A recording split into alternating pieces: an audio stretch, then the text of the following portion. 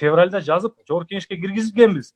Бирок өкмөттүн оозун карап эле отуруп атпайбызбы биз? Өкмөттүн корутуусу жок деп күн тартибине кирбей келген ушул күнгө чейин.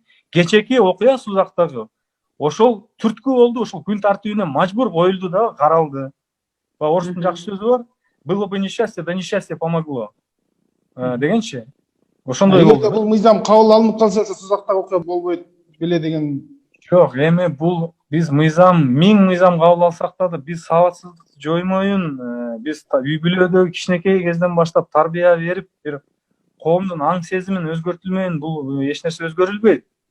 Болгону кечээки Сузактагы окуя, анын башкоргоо чарасын кантип деп соттун башы оорубайт болчу биринчиден.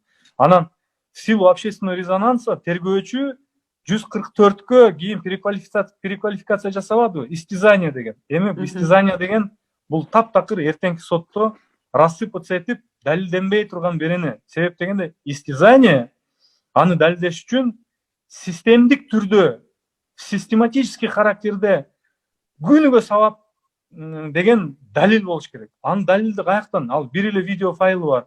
Ким ал өзү баш болуп мен кечирдим деп атсаң, каяктан доказать этет ал?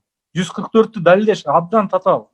Ошондуктан биз айтып атабыз, эгерде биздин мыйзам болгондо, анын башкоргоо чарасын мындай без обсуждения эле эметсе болот эле. Анан охрана эгерде ордер берип, аны бузган учурда ал автоматтык түрдө 7,5 жылга кесилмек.